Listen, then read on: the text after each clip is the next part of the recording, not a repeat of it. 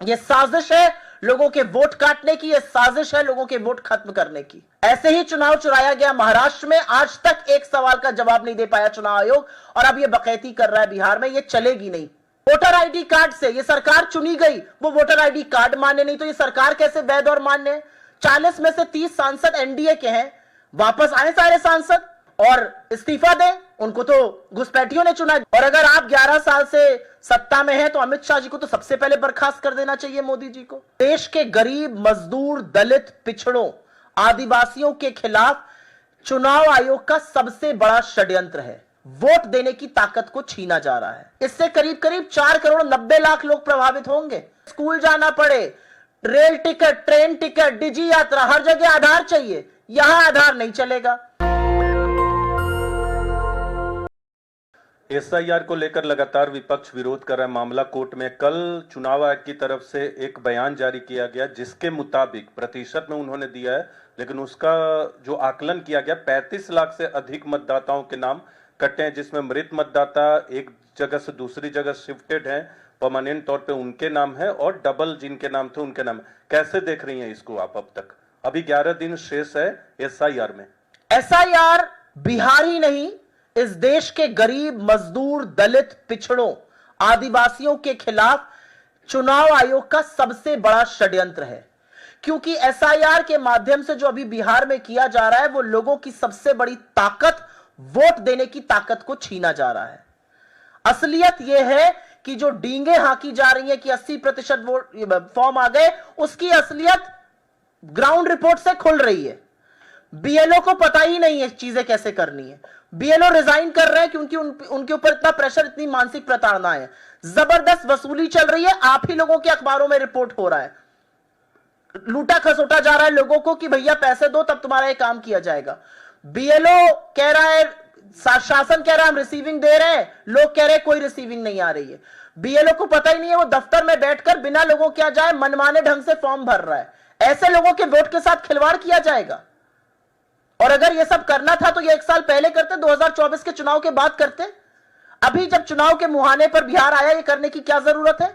इससे करीब करीब 4 करोड़ 90 लाख लोग प्रभावित होंगे, और उसमें से 3 करोड़ लोग बिहार के बाहर नौकरी की तलाश में आते हैं। उनका क्या होगा? उनके वोट का क्या होगा? उसमें से अधिकांश गरीब है, पिछड़े हैं, दलित हैं, आदिवासी हैं। यह साजिश है लोगों के वोट काटने की, यह साजिश है लोगों के वोट खत्म करने की। ऐसे ही चुनाव चुराया गया महाराष्ट्र में, आज तक एक सवाल का जवाब नहीं दे पाया चुनाव आयोग, और अब यह बकैती कर रहा है बिहार में। यह चलेगी नहीं। ये किसी कीमत पर बर्दाश्त नहीं है। लोगों से आप उनके वोट का अधिकार किसी कीमत पर नहीं छीन सकते हैं, क्योंकि लोकतंत्र में हमारे संविधान ने हमें वो सबसे बड़ी ताकत दी है।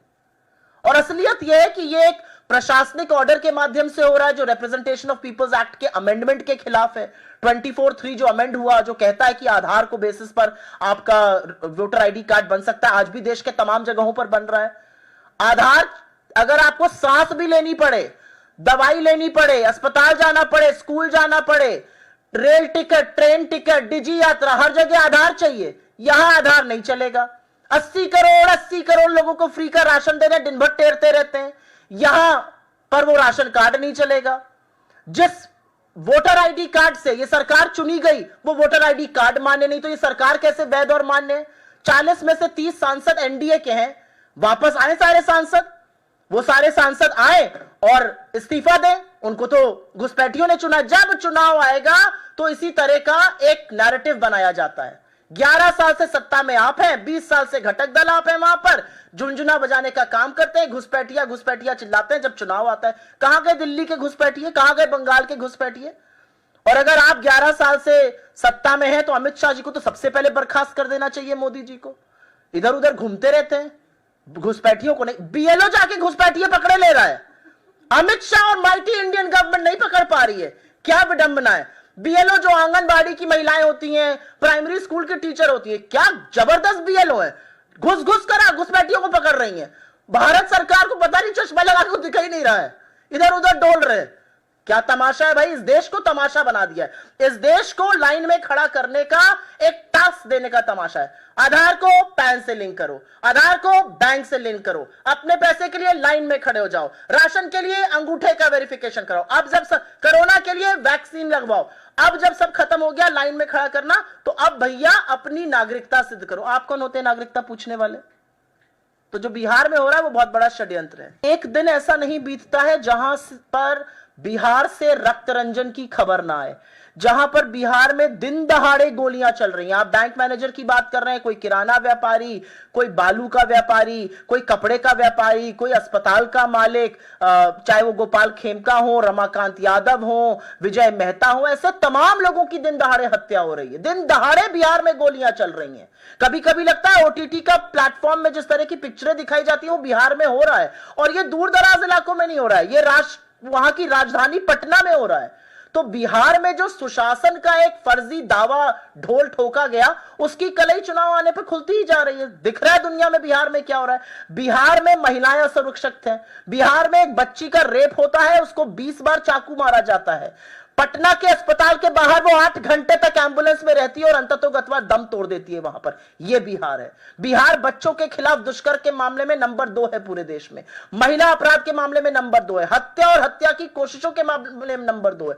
कौन सा सुशासन है भाई बिहार में? यह डबल इंजन की सरकार का ढोल पिट रहा है, यह असलियत है बिहार की। मेरा अपना मानना है कि अपराधी बेखौफ इसलिए है क्योंकि अपराधियों को नहीं, छोटे मोटे लोगों को पकड़ के कार्रवाई की जाती है। बिहार की पुलिस और बिहार का प्रशासन और बिहार की सरकार उन लोगों के खिलाफ एक्शन लेती है जो नौकरी की मांग करते हैं, जो मांग करते हैं नीट पेपर लीक क्यों हुआ, उनके खिलाफ जो चीजें होती है उन पर निरंकुशता दिखाती है। अपराधी बेखौफ होकर बिहार में घूम रहा है। ये गुंडा राज जो है ये बिहार में डबल इंजन की सरकार का तोहफा है। बहुत बहुत धन्यवाद, thank you very much. Dastak की आपसे गुजारिश है कि अगर इसको बचाना चाहते हैं तो नेशनल दस्तक को सब्सक्राइब करने के लिए रेड कलर के सब्सक्राइब बटन को दबाएं, फिर बेल आइकन की घंटी दबाएं। नेशनल दस्तक को बचाने के लिए बहुत जरूरी है कि हर खबर को शेयर करें, लाइक करें, कमेंट जरूर करें।